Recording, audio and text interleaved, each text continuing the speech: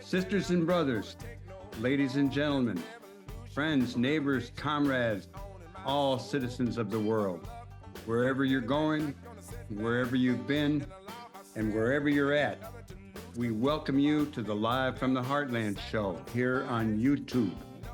New episodes air every Friday at 9 a.m. Central Time with individual interviews posted throughout the following week.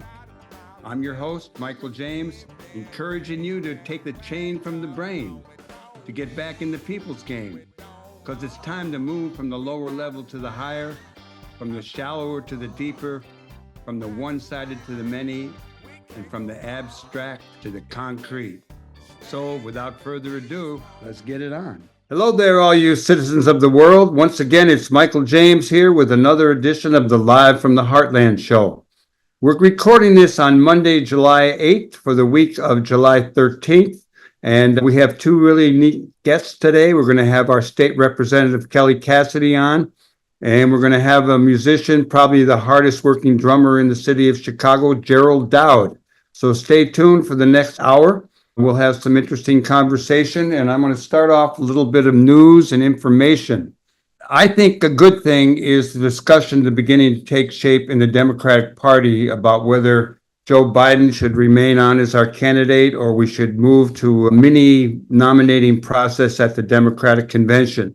There's a lot of discussion, there's a lot of news, there's a lot of different viewpoints. The whole issue is picking up steam. We wish there was more attention paid to the lives of the former President Trump, who we want to keep in the dump. But the media tends to focus on Biden and his age. It is a real issue, and it's something that I think is important for the Democratic Party to really look at seriously and have some serious debate in the next few days, because we don't have that long until the Democratic Convention, and then we'll be on to turning out the vote for November. I do think that the recent no-holds-barred interview with Stephanopoulos that President Joe Biden had was not very convincing. So I'm saying it's a good thing that we're having this discussion, because in a lot of ways, even here in Chicago, we have a lot of older congressional representatives, and there is going to be a changing of the guard in the not too far off. So let's get used to it. Another thing that I thought was pretty good was what happened in the election in France. Those of you who are paying attention know that the far right took the first round of voting. There was a lot of concern that the far right and burgeoning fascism would emerge victorious in France. That did not happen. The left put together a coalition that turned out the people, and they got the largest number of votes. There is no one party that has enough votes to put together a legislature that will meet all the needs, so they're going to have to do some coalition building. We'll see what happens. But at least we don't have the far right emerging as the leading party in France. On another front, there's a new prime minister in England, a fellow named Keir Starmer, and that was a good thing too, that the Labour Party's been out of power for 14 years, and now they're back in. A lot of issues in England, just like other places, but at least we're starting a step closer to the good rather than the bad. And over in Iran, there was a runoff for the election for their leader. It was between a hard right fellow and a reformer, and the reformer won. So that was good. On the bad front, all you have to do is watch the news. But seriously, the Supreme Court in the United States is a real serious issue that we all need to pay attention to. All the more reason that we need to elect a Democrat rather than have Trump return to the White House.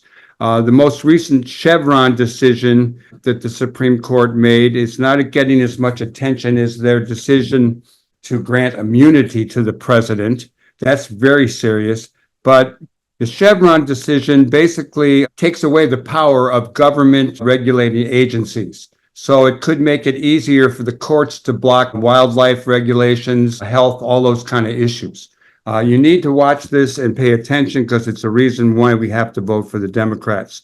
We cannot have a situation where the Republicans get to appoint more Supreme Courts, and there are some old people who will be retiring in the next few years.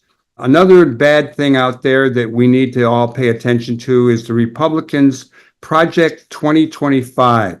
It's basically a collection of right-wing policy proposals put out by the Heritage Foundation. They want to reshape the federal government. They want to send people back to the countries they came from. It's draconian. And I really encourage people to pay attention to it. It will be in the forefront of the news in the weeks to come. Mark my words. Okay, and kind of on a sports front, with the approaching of the Olympics, I think it's important. You might want to check out last week's show. We had Gordon Thompson, longtime track coach, trainer of elite athletes, and he spent a good 20 plus minutes on our show talking about the Olympics, what to expect, some history. It was a nice session, and you can get that at youtube.com/heartlandmedia/videos, and you will find it.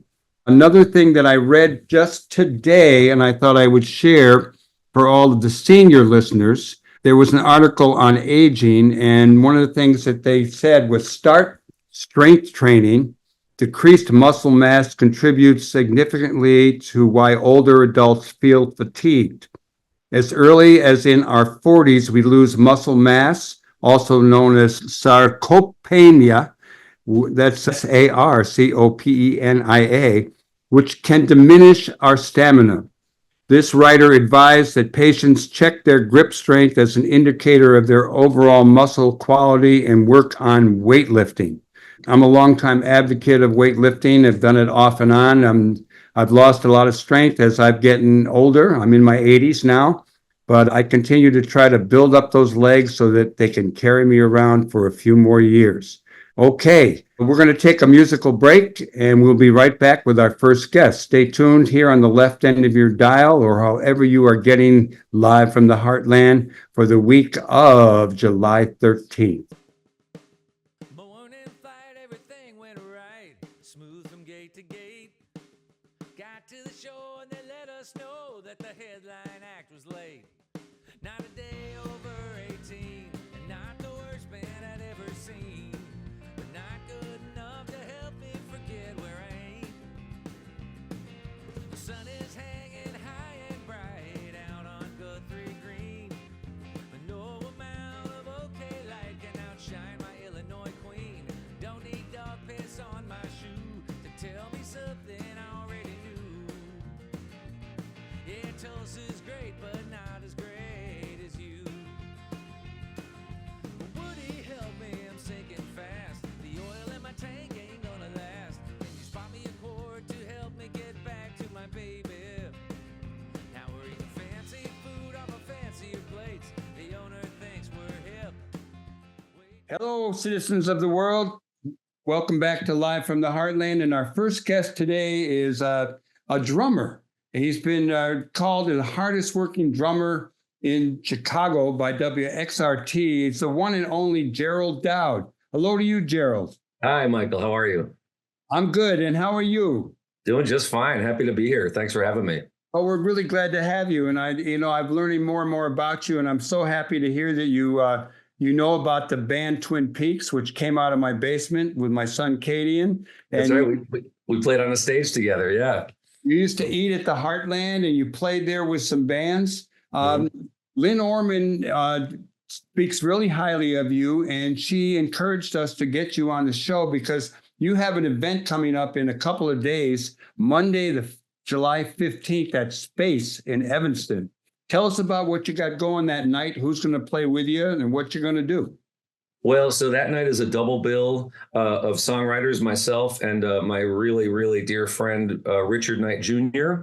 And we've known each other just about 30 years now, just under 30 years. And we've been playing music together ever since then, really, with, little gaps in between. But yeah, we played in a band in the 90s called Samba Bamba, and we did that quite regularly. And ever since then, we've just continued to make music together in one way or another. And so this show will actually be the first time that he and I are both on stage together playing our own music. So he'll do a set with his band, for which I'll play drums, and then I'll move to guitar to play with my band. Oh, that's good. Yeah. And, you guys have been playing together a long time. Samba Bamba, I like that name, but you don't call it that anymore. Well, the band hasn't played in a while. Everybody just is very busy, and it's hard to get the group together again. But the band still, exists in theory, under that name. Yeah, it was a band that I joined maybe a year or two into its existence, and then continued to play with them for most of the rest of the 90s. Yeah. And it's kind of this irreverent Latin funk band that would do sort of cheeky arrangements of covers, sort of samba size covers. And so that was kind of and some originals too, Well, you're talking samba and stuff, but I was listening to your new album, Father's Day, which is Americana kind of leaning country. I really liked it, and we did play one of the tunes coming into this segment, and we will play another one going out. But you've been a drummer for 40 years, and that's a long time to be hitting the skins. And I was going to ask you, I mean, that's a serious workout. Growing up, did you do other sports besides drumming? I did. I was and still am a huge baseball nut, and so I played Little League, played baseball in just about into high school, and then I kind of had to make a choice. It was either do baseball, which I thought I might do for a while, or become a drummer. I just knew I couldn't do both, so I picked music. I was reading that one of the things you did was drum for 14 hours one time. Do you want to share that experience with us? That is true. I actually did it twice, foolishly. So when I put out my first solo record, my first full-length solo record in 2014, I'd gotten a grant from the city, from DCASE, to help fund it. And so I thought, well, I'll just I'll use my CD release show as a fundraiser to kind of give some money back to the city, and so we did a fundraiser for the Greater Chicago Food Depository. Oh, nice. And I really, actually, the keyboard player in Samba Bamba, my friend Scott Stevenson, who we've been making music together nonstop for about the same amount of time as Richard and I, he had a CD release show a few years prior to that, where he sort of corralled a bunch of bands that he plays with to play a long day, all day event. And so I sort of co-opted his idea and did the same thing. And so we had, I think it was 16 bands, and played for about 14 hours, starting from noon till about 1 something in the morning over at Fitzgerald's. Wow. And just raised a bunch of money for the charity, and then 5 years later I did it again, and we raised even more money for another food bank in Chicago, the Pilsen Food Pantry, with a whole roster of different bands for the second time. So. Well, these are great. Well, you mentioned Fitzgerald's, and I know that you have a monthly event going on out there. You want to tell us a little bit about that, please? Sure. It's called the Song of the Month Club, and every month I have a different guest, and it's just the two of us, generally speaking. Sometimes there might be another musician, but generally I have a featured artist. And the way the show runs is I start the show with a couple of songs solo, and then my guest does some songs solo, and then we both do a full set together of each other's songs. And the only sort of criteria for the show is that each one of us has to bring in a brand new song for that night that we've written sort of specifically for that night. Well, let's go back to your new album and talk a little bit about Father's Day, because there's a lot of nice tunes. I assume you wrote most of those tunes. Yeah, I wrote all those songs. And a lot of them actually, maybe 4 or 5 of them actually sprung from this songwriter series, which I've had at Fitzgerald's now a little over 2 years we've been doing it. So yeah, over the last couple of years, I've written about 24 new songs, not all of which are. I don't love all my song children equally, but some of them are. But some of them made it onto the record, which was really nice to have those included. And yeah, so I last.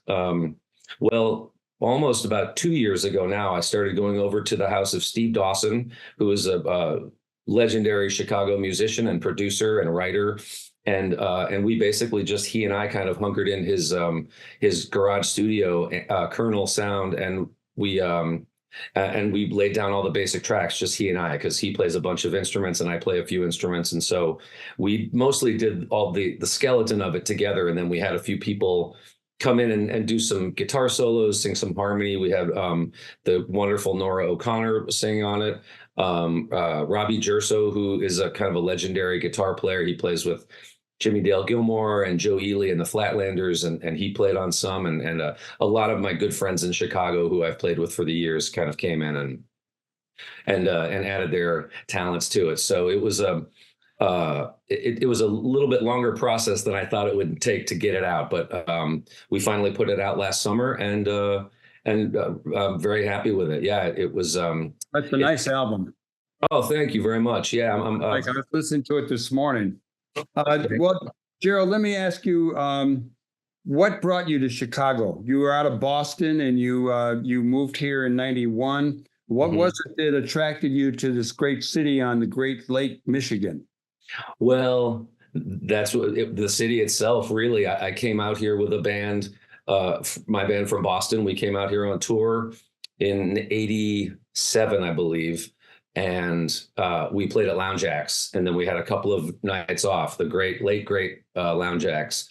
Then we had a couple of days off in Chicago, and we stayed down on the south side, right around Hyde Park. And we just kind of roamed around the city, and I immediately fell in love with it. To me, it had a very similar feeling on a much larger scale, but a similar feeling to Boston. It just felt very homey and very comfortable. And so then a few years later, when I started getting that itch to leave home, I thought, well, I'll either go to New York or Chicago. And it just seemed like Chicago spoke to me more as far as an attitude of a city or a personality of a city. And so that was it for me. And then I moved out here in '91 and really have been here ever since, for the most part. Well, we're glad to have you here in the center of the universe. Thank you. I'm happy to be here. It's a great place. You know, you talked earlier about your love of baseball, and then you transitioned to music. And I'm just wondering, how did you get into playing the drums? What were the forces that propelled you into that seek behind the skins? Well, our mother tried unsuccessfully to get us into first with piano lessons, and then violin lessons. I think it was then that order, maybe the opposite order. But anyway, neither of those really spoke to me. And then I don't know, one day I just I thought I've always really been focused on the drums in a song, and then I asked for a snare drum for Christmas one year, and I got it when I was 10, I think, which was 45 years ago, and that was it. And I started taking lessons, and then I would kind of through elementary school and middle school and high school, I would kind of go in and out of it as I discovered whatever, pot or something would always kind of distract me a little bit, but then I'd always come back to it. And so then in high school is when I really sort of buckled down and thought, oh, maybe this is something I could do, I could see myself doing for the long haul. Well, who are some of the influences when you became aware of other drummers who influenced you? I mean, I think of my own favorite drummers. Well, I don't know how much I really knew about Gene Krupa, but I also got to love Connor Brodner when he was playing with Twin Peaks. And I remember Buddy Miles, and there's a lot of drummers. Who are some of the important drummers in your development? Well, right. Like we could talk about influential drummers all day, right, and never run out of topics. But you know more of them than I would. But well, there's a lot. When I was a kid, really the first music I remember hearing quite viscerally was the Beatles. So Ringo was and is still a huge favorite of mine, and really, I idolize him to death. He's the greatest. So then, from there, then I started to get into, got into Zeppelin and got into the Who. So Keith Moon and John Bonham, and then my dad was a big country music fan and also a jazz fan, and so my first jazz record was Mel Torme and Buddy Rich record, which I still have. It's a fantastic record. And that's when I went, oh, what is this? What's this kind of drumming? And then and then I started to really go down the a jazz path and study. I was still playing rock and roll, and when I would go down to the basement and play along to records, it was usually rock records. But then when I started taking lessons is when I started to kind of really work on more sort of jazz playing and just trying to expand beyond rock playing but yeah, so Buddy Rich was certainly a big influence on me. Other jazz drummers that I loved and still love and that really spoke to me when I was that age were Elvin Jones and Tony Williams and Joe Chambers, like all these. The list goes on and on as to how many beautiful drummers there are. And then in rock music, those. I still feel that influence of Keith Moon or Stuart Copeland or Pete Thomas from the Attractions. I mean, that early stuff is still when I hear those songs, it's a very visceral reaction to that stuff.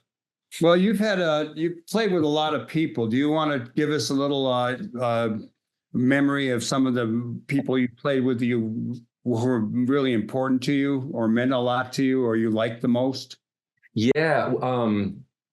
Well, I've been lucky enough in Chicago, a city with such, as a deeply rich songwriting tradition and culture. And so I've been really lucky to have worked with really some of the best songwriters of the last 20 years anywhere, not just in Chicago.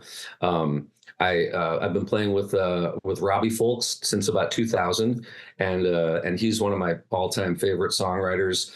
Nora O'Connor, Justin Roberts, who I still play in his band. I've been playing with him for about 17-ish years, I think, and he's an incredible songwriter.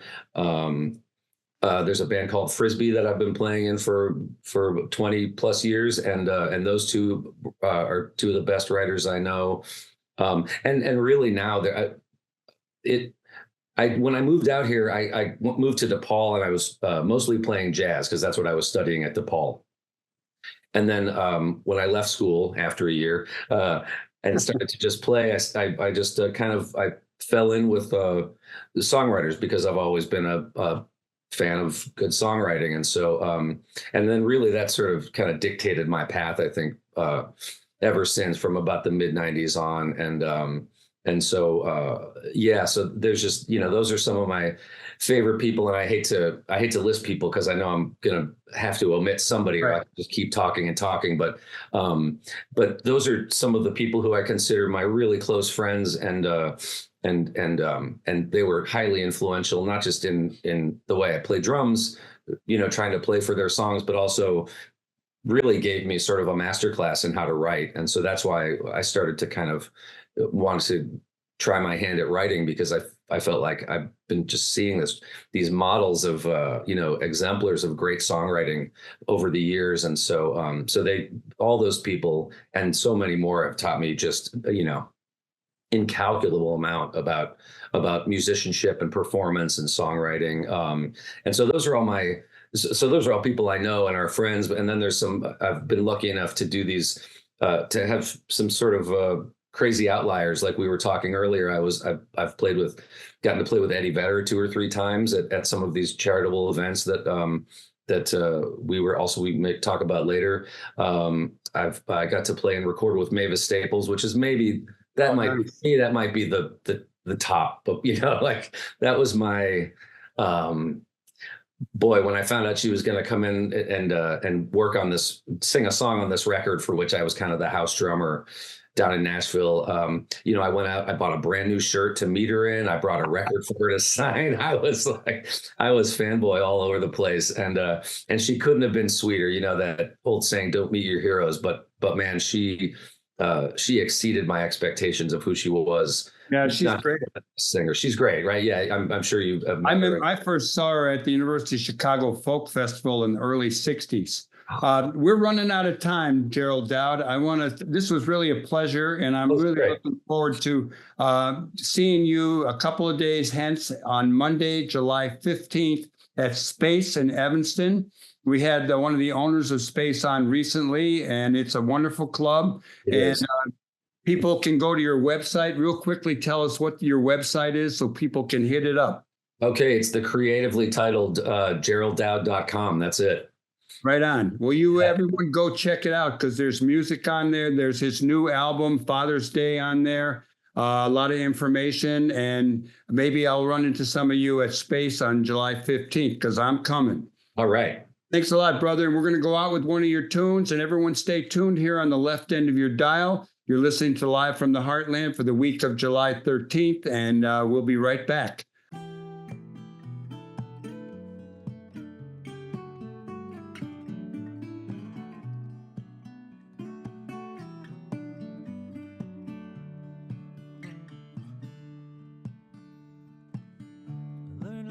From my dad, some good and some bad. And if shades of gray were great, I say, well, I'd be a college grad. Hey, I'd be a college grad.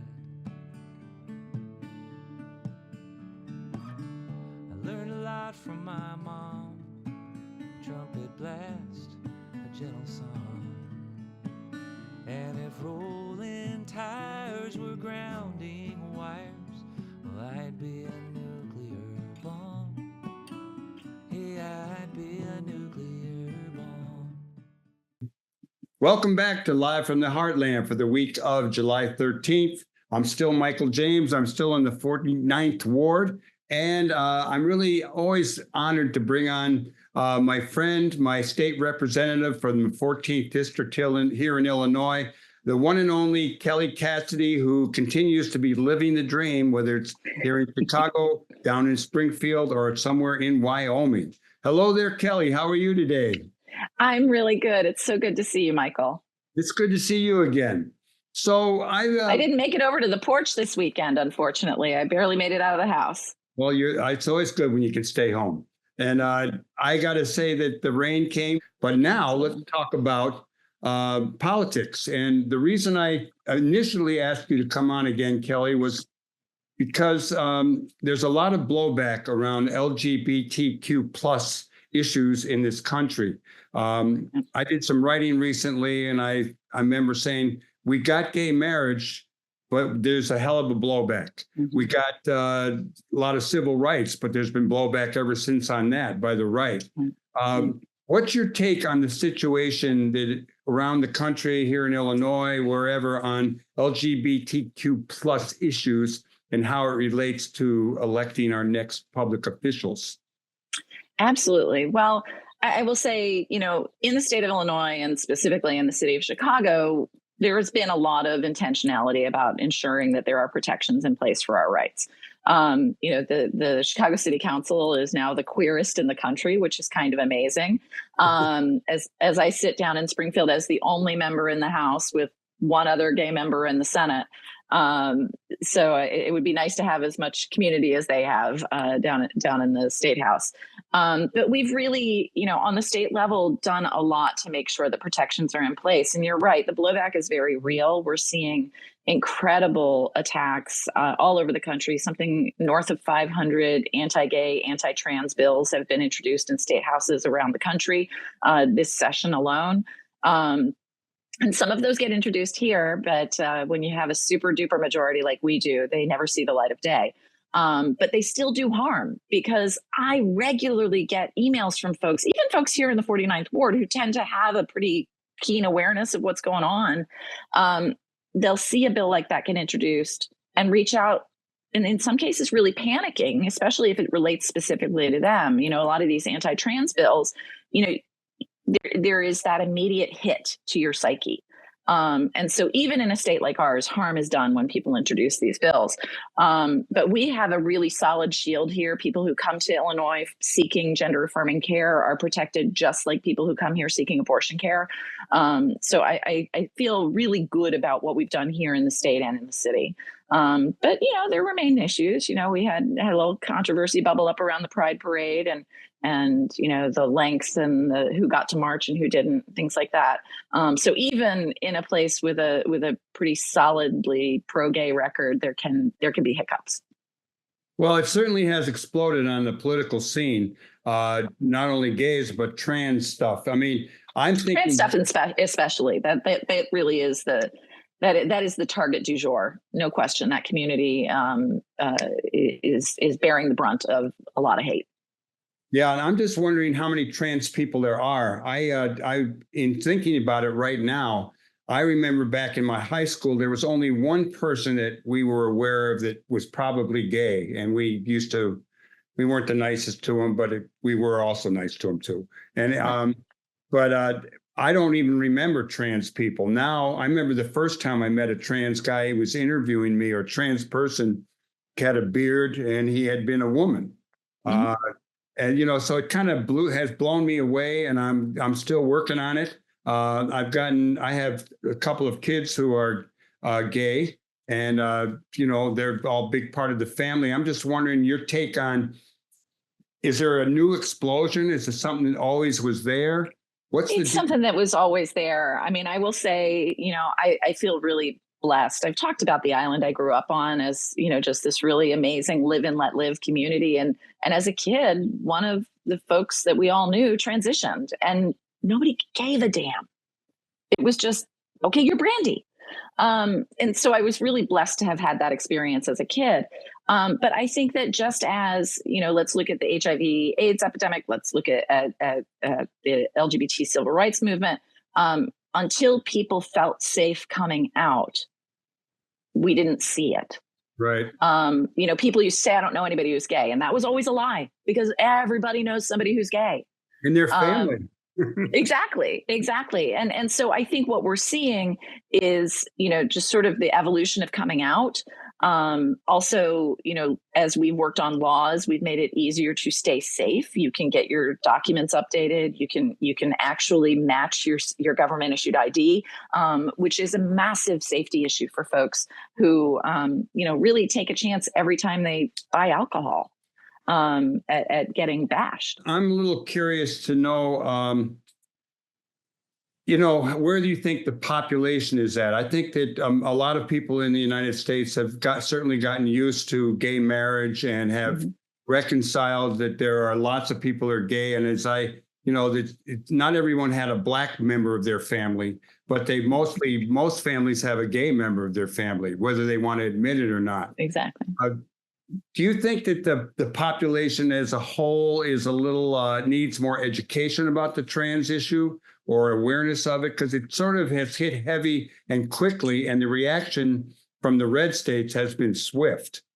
Yeah. Well, first of all, red states and Republicans in general do a really good job of identifying and fanning the flames of a particular targeted victim. Right. They know that this is a group that has existed in the shadows, that is just starting to come into their own. And so they know there's a vulnerability there, and they're going to exploit it. And that's what we're seeing. And I will say, from for years now, I've kind of been amazed at the concentration of trans population in the suburbs and how broadly spread out trans folks are, which has not always been the case with the LGBT community. Specifically, right? Like we have, we think of the lesbian neighborhood, we think of Boys Town. Trans folks live everywhere.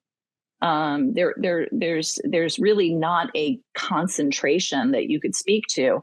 Access to a city for care is probably important for some.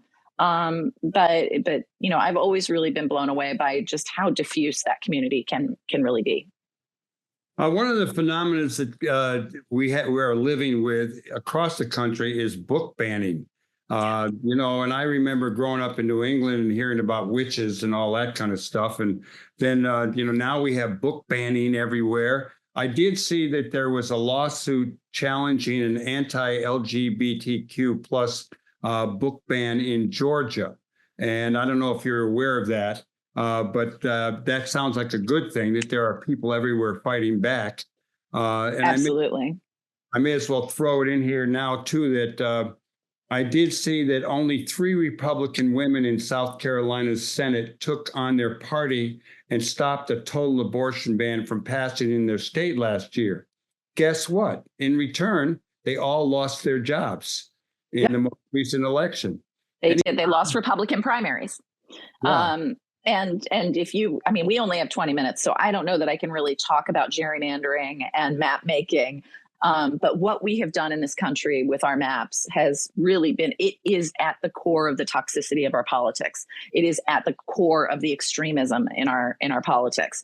Most people in the General Assembly don't fear a general election. They mostly fear a primary. There are 118 of us, and there are probably 30 seats that are up for grabs at any given time. I know there's a count this year, but I can't remember. Talking about the Illinois legislature. Yeah. The vast majority of my colleagues are more concerned about a primary than a general. I, for example, this is a Democratic district beyond measure, right? It's probably one of the highest Democratic districts in the 49th Ward in the 14th Congressional District, or the State Rep District. Exactly. But so, I've had general elections in the past. There's a relatively small handful of active Republicans here, and people have popped up. But by and large, there's just not that. I remember at one point, the House Republicans had vowed to run somebody in every district to keep us all busy. And they couldn't find anybody in my district to run. Now, in a city district like this, there's not any way for it to really be balanced, right? But there are other parts of the state and the city where we have drawn the districts in a very hyper-partisan way. And that's what brings us to this. Those women are heroes, by the way. They took their oath seriously. Yeah. I've only ever in my life, I once had a member in Illinois stand up and say, if the Reproductive Health Act vote sends me home, so be it. I will proudly take that vote. But that is exceedingly rare in politics. So those three women are absolute heroes. Well, that's good to hear. And I don't know if you're in touch with those three women, but you might want to encourage them to work for the Democrats in South Carolina, which really needs some help. Well, is there anything else about LGBTQ plus issues in the country that you want to talk about a little bit that we haven't addressed? Absolutely. I think that, whether we're talking about LGBTQ stuff or reproductive rights, the reality of our situation in Illinois is pretty stark. I can keep passing good laws in Illinois, but if we lose the White House, don't retake the House, lose the Senate, and we end up with a national ban, our laws will be invalidated. And I think people like that. We have to shout that from the highest rooftops, because I think a lot of people think we're cool. We're Illinois. We got this blue wall around us and everything's great. And the reality is we are powerless against a federal ban. And so we have to vote like our lives depend on it, because they do. At the outset of the show, I talked a little bit about the Supreme Court and their decision around federal agencies. And oh my God, gutting. Absolutely gutting. And I'm just wondering, that, also we certainly talked a little bit about immunity, but there's talk that the Supreme Court would actually, or might actually, if they had the opportunity, go and try to, ban gay marriage. These crazy people, they're going to use Comstock to not just take away gay marriage. They will criminalize gay sex. They will criminalize birth control. They will criminalize possession of pornography. And pornography, as you recall, is anything that gives the judge a hard on. So it's a very broad definition. These folks are coming for us. They might as well be wearing Puritan costumes. This is our reality. If Comstock is the law of the land, we're screwed. And Comstock is what again? It is an I'm going to make up a year, or I'm not going to be on 1800s law that's on the books that was written by a guy who was obsessed with birth control and female sexuality and controlling it. And it's written so broadly, it's about what you can send through the mail, but it becomes what can happen in commerce. So providing medication, providing birth control, selling a condom to a gay man, like any number of things could be criminalized under it. A steamy grocery store romance novel. If you look at some of the books that are getting banned, that would count. Yeah, it's pretty much amazing. So, given all that, and given the potential of an even more right-wing Supreme Court, the possibility of the return to the presidency of the orange-haired fascist dude. What is your take on the current state of the Democratic Party and the challenge that has been thrown to us by our president, who has performed in so many ways so much better than we ever expected? I mean, I do like him a lot. And it being a guy who's a little older than him, I am sympathetic to the age question, but I have not been convinced by certainly by the debate or his Stephanopoulos interview or anything he said since.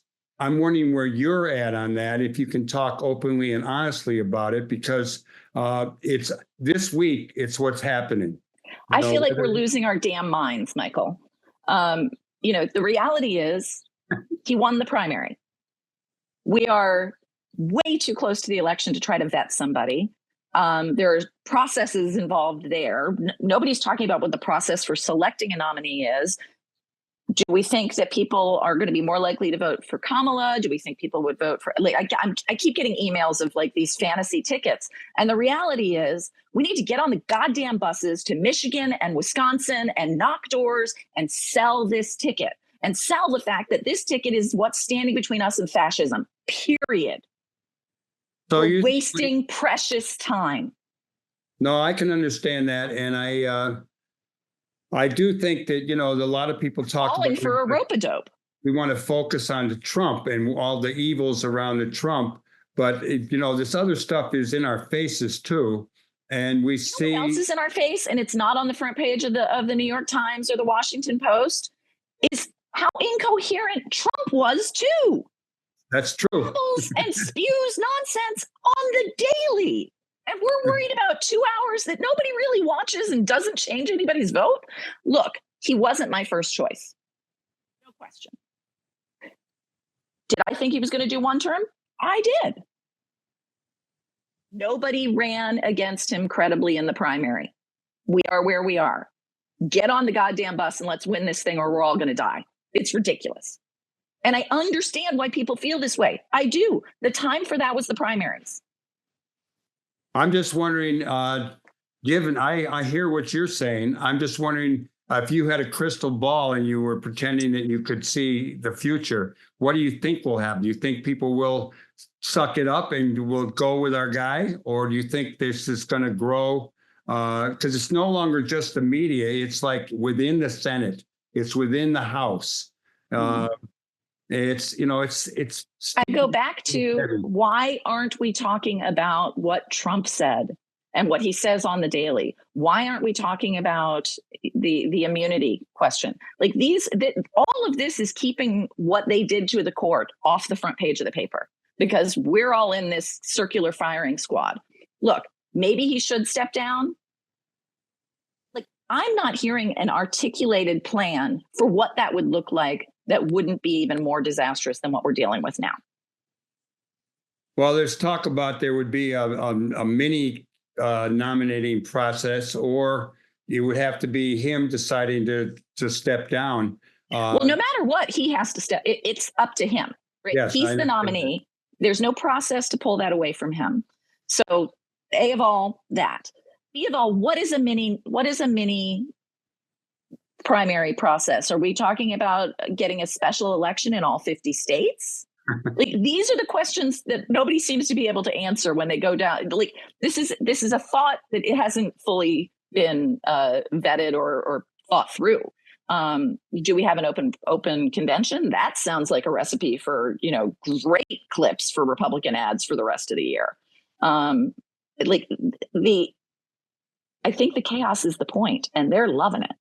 Yeah, they are. But one thing about a little nominating process that I heard would take the Republicans out of the news and would focus on the Democrats and what was going on. I don't want to get too heavy on taking sides on this. I'm pretty open to both positions. I am pretty much too. Like, in theory, I'm open to both concepts. It sounds like the idea of him of a replacement might not be practicable.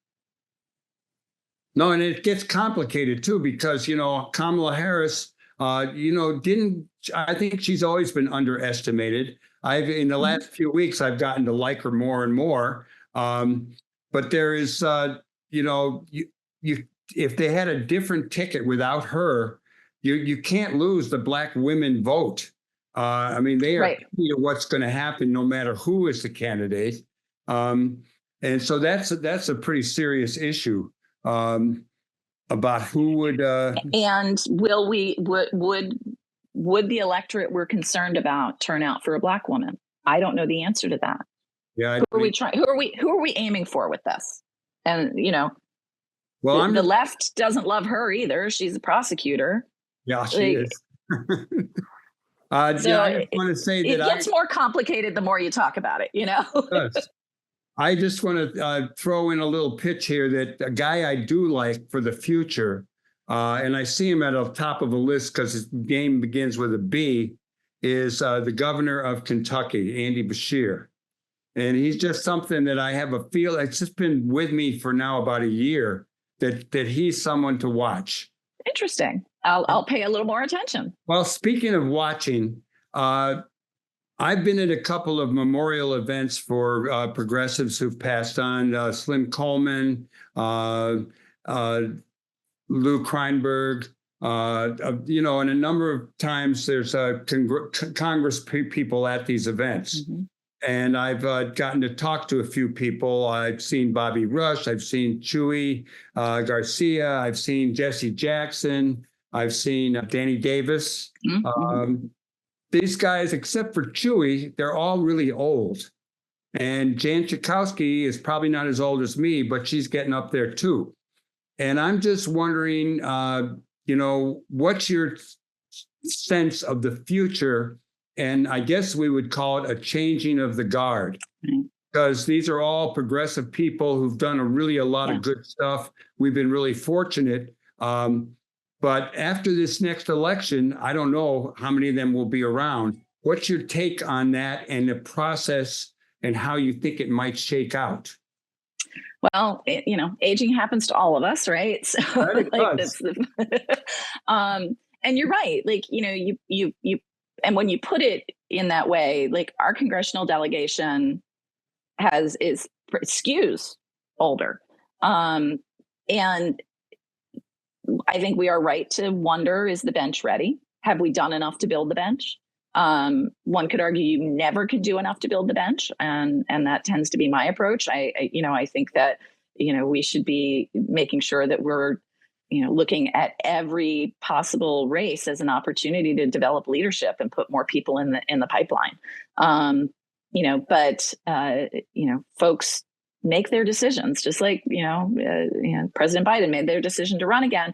Jan and I have been partners in this since, she was in the Illinois State House. And it's been an amazing ride watching her, achieve the level of leadership she has and the national respect she commands. So it will be interesting to see play out. We've seen some challenges. I mean, Danny Davis, had a couple of tight scrapes there. Bobby Rush is no longer serving. Well, he's still in Congress, isn't he? Yeah. Mm-hmm. Rush is, yeah. When did he stop being in? He's gone. I want to say he retired. I saw him recently and I made the same mistake and he pointed out that he wasn't there anymore, but I can't remember exactly when. Okay, well, we're going to have to check that out and we'll check it out right after this. No. Fact check, Hal, fact check.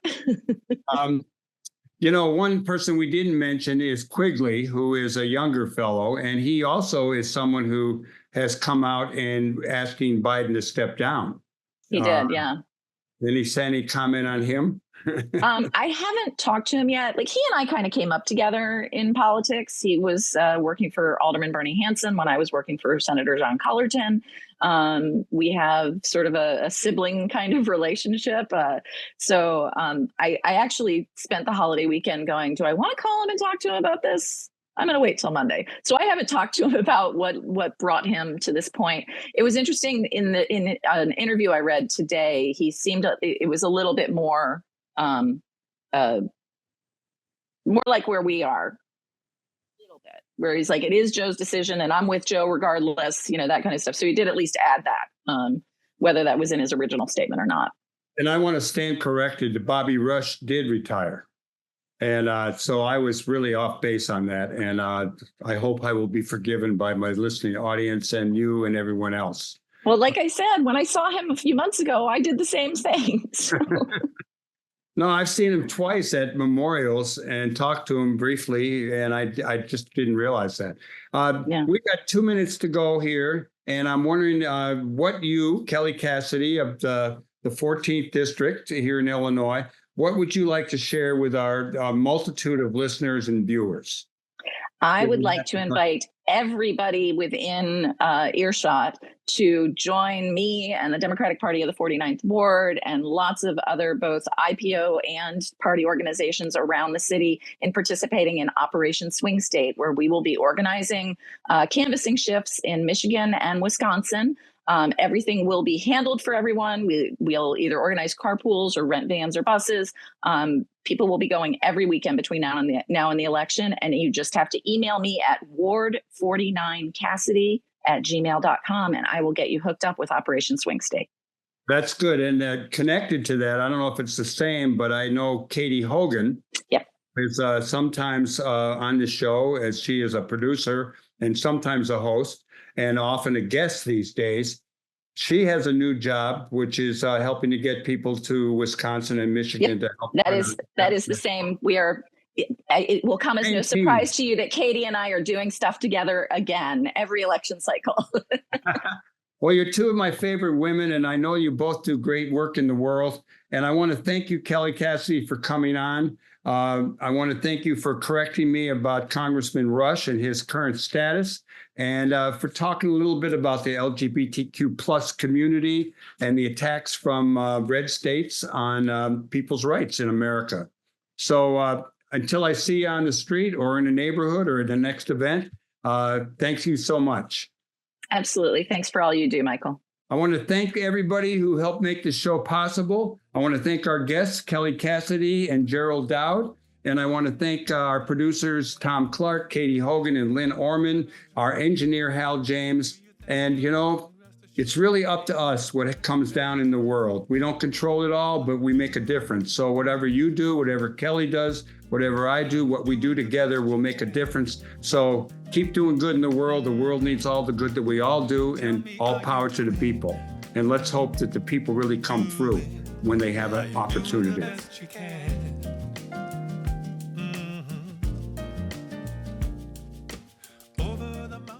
We want to thank you for watching the Live from the Heartland show. New episodes air every Friday beginning at 9 a.m. Central Time. Episodes air each following Thursday on CAN TV, 9 p.m. in Sweet Home Chicago on Channel 21, or streaming everywhere else at cantv.org.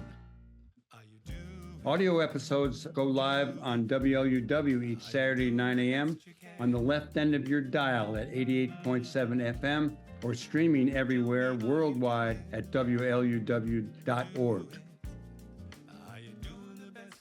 They're available on Apple and Spotify podcasts by looking up Live from the Heartland on either platform, and are also broadcast on Lumpen Radio each Friday at 9 a.m.